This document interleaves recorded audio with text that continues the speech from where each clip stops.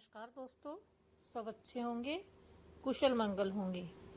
आज की हमारी कहानी रामायण के उस हिस्से की है जब 3 लोगों ने झूठ बोला और सीता माता का श्राप सहना पड़ा।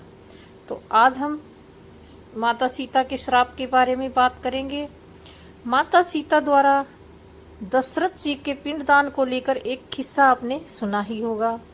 गया में ऐसे 3 लोग थे जिन्होंने झूठ बोला था और जिनके कारण उन्हें माता सीता का श्राप झेलना पड़ा था।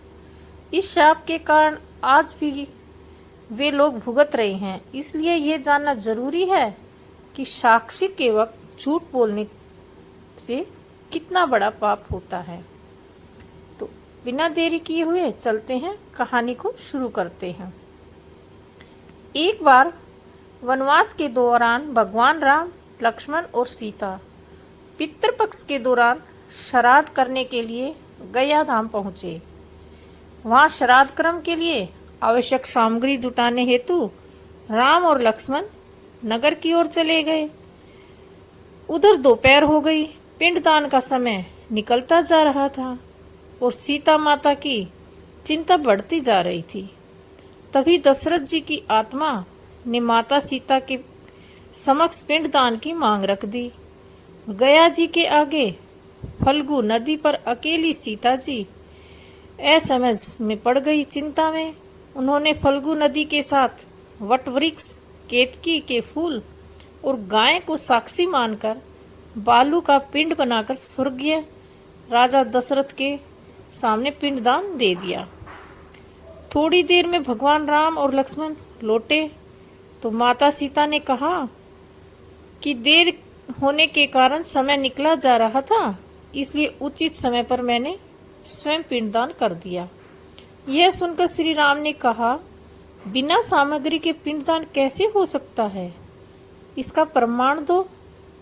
तब सीता जी ने कहा कि यह फल्गु नदी की रेत, केतकी के फूल, गाय और वट वृक्ष मेरे द्वारा किए गए श्राद्ध कर्म की गवाही दे सकते हैं। लेकिन फल्गु नदी, गाय और केतकी के फूल तीनों इस बात से मुकर गए। सिर्फ वट वृक्ष ने सही बात कही। तब सीता जी ने दशरथ का ध्यान करके उनसे ही गवाही देने की प्रार्थना की।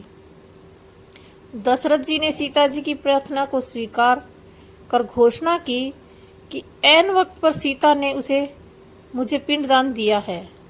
इस पर राम आश्चर्य हो गए, लेकिन तीनों गवाहों द्वारा झूठे बोलने पर सीता जी ने उनको क्रोधित होकर श्राप दिया कि फल्गु नदी, जा तू सिर्फ नाम की नदी रहेगी, तुझमें पानी नहीं रहेगा।